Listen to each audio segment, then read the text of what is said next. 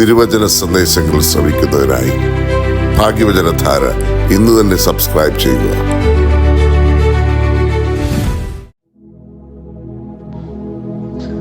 ദൈവതിരുനാമത്തിന് മഹത്വം ഉണ്ടായിരിക്കട്ടെ. വിശുദ്ധനായ സെന്റ് പൈസിയോസ് പറയുന്നു, Never remain in a state of sadness, but strive to do something spiritual that will help get you out of this state. ദുഃഖം നിങ്ങളെ ബന്ധിച്ചിടാൻ അനുവദിക്കരുത്. പ്രാർത്ഥനയിലോ ദൈവവചനത്തിലോ ധ്യാനത്തിലോ സ്തോത്രത്തിലോ സ്നേഹപ്രവർത്തികളിലോ ഏർപ്പെടുക. അങ്ങനെ ചെയ്യുമ്പോൾ ദൈവം നിങ്ങളെ ദുഃഖത്തിന്റെ ഇരുളിൽ നിന്ന് പ്രകാശത്തിലേക്ക് നയിക്കും. വ്യാകുലപ്പെടുന്നവരെ, അധ്വാനിക്കുന്നവരെ, നിങ്ങളെല്ലാവരും എൻ്റെ അടുക്കൽ വരുവീൻ, ഞാൻ നിങ്ങൾക്ക് ആശ്വാസം തരാം എന്ന് ശുദ്ധമുള്ള മത്തായിയുടെ സുവിശേഷം 11-ാം അധ്യായം 28-ാം വാക്യത്തിൽ വായിക്കുന്നുണ്ട്. ദുഃഖം മനുഷ്യ ജീവിതത്തിന്റെ ഭാഗമാണ്. എന്നാൽ ഒരു ക്രിസ്ത്യാനിയുടെ ജീവിതത്തിൽ ദുഃഖം അവസാന വാക്കല്ല, ദൈവത്തിന്റെ കൃപയാണ് അവസാന വാക്ക്. വിശുദ്ധ പൈസിയോസ് പറയുന്നത് ദുഃഖത്തെ വളർത്താതെ ആത്മീയ ജീവിതത്തിലൂടെ അതിനെ അതിജീവിക്കണമെന്നാണ്. ഒന്നാമതായി, do not remain in sorrow, run to God. ദുഃഖത്തിൽ മുങ്ങരുത്, ദൈവസന്നിധിയിലേക്ക് ഓടുക.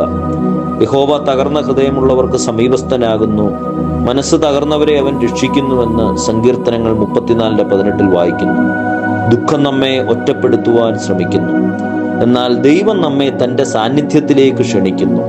പ്രാർത്ഥന ദുഃഖത്തെ ഇല്ലാതാക്കുന്ന മാന്ത്രിക വിദ്യയല്ല, മറിച്ച് ദുഃഖത്തെ വഹിക്കാൻ നമുക്ക് ശക്തി നൽകുന്ന ദൈവിക അനുഭവമാണ്. വിശുദ്ധ അഗസ്റ്റിൻ പറയുന്നു, ദൈവത്തിൽ ആശ്രയം കണ്ടെത്തുന്നത് വരെ മനുഷ്യഹൃദയം അസ്വസ്ഥമായിരിക്കും. ദുഃഖത്തിന്റെ സമയത്ത് ദൈവത്തെ ഉപേക്ഷിക്കുന്നവന് പ്രത്യാശ നഷ്ടപ്പെടും, ദൈവത്തിൽ ആശ്രയിക്കുന്നവൻ പ്രത്യാശ കണ്ടെത്തും. 2, സ്പിരിച്വൽ ഡിസിപ്ലിൻ റിന്യൂസ് ദി മൈൻഡ്. ആത്മീയ അച്ചടക്കം മനസ്സിനെ പുതുക്കുന്നു. റോമർക്കെഴുതിയ ലേഖനം 12:2. ഈ ലോകത്തിന് അനുരൂപമാകാതെ മനസ്സ് പുതുക്കി രൂപാന്തരപ്പെടുവീൻ. വേദപുസ്തക വായന, പ്രാർത്ഥന, ഉപവാസം, വിശുദ്ധ കുർബാന, സ്തോത്രം, മറ്റുള്ളവരെ സഹായിക്കുക എന്നിവ മനസ്സിനെ ദൈവത്തിങ്കിലേക്ക് തിരിക്കുന്നു. ദുഃഖത്തെക്കുറിച്ച് മാത്രം ചിന്തിച്ചാൽ അത് വളരും. ദൈവത്തെക്കുറിച്ച് ചിന്തിച്ചാൽ ശുഭാപ്തി വിശ്വാസവും പ്രത്യാശയും വളരും. മാർട്ടിൻ ലൂതർ പറയുന്നു, സന്തോഷത്തിൽ ദൈവം മെല്ലെ സംസാരിക്കുന്നു, എന്നാൽ വേദനയിൽ അവൻ നമ്മോട് ഉച്ചത്തിൽ സംസാരിക്കുന്നു. വേദന പലപ്പോഴും ദൈവം നമ്മെ കൂടുതൽ ആഴത്തിലുള്ള ആത്മീയ ജീവിതത്തിലേക്ക് വിളിക്കുന്ന അവസരമാണ്. 3, സെർവ് അതേഴ്സ് വിത്ത് ഹോപ്പ്. പ്രത്യാശയോടെ മറ്റുള്ളവരെ സേവിക്കുമ്പോൾ ദുഃഖം ശക്തിയായി മാറുന്നു. ഒരുവൻ മറ്റൊരുവന്റെ ഭാരങ്ങൾ ചുമപ്പീൻ എന്ന് ഗലാത്യ ലേഖനം 6:2 വായിക്കുന്നു.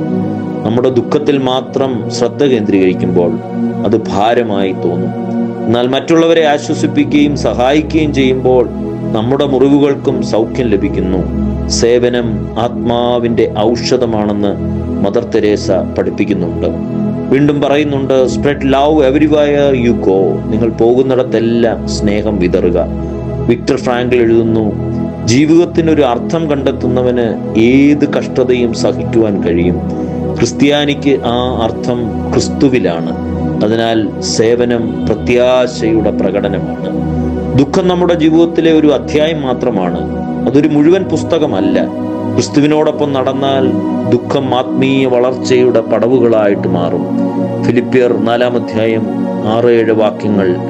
ഒന്നിലും വ്യാകുലപ്പെടരുത്, എല്ലാറ്റിലും പ്രാർത്ഥനയാലും യാചനയാലും സ്തോത്രത്തോടുകൂടി നിങ്ങളുടെ അപേക്ഷകൾ ദൈവത്തെ അറിയിക്കുവിൻ.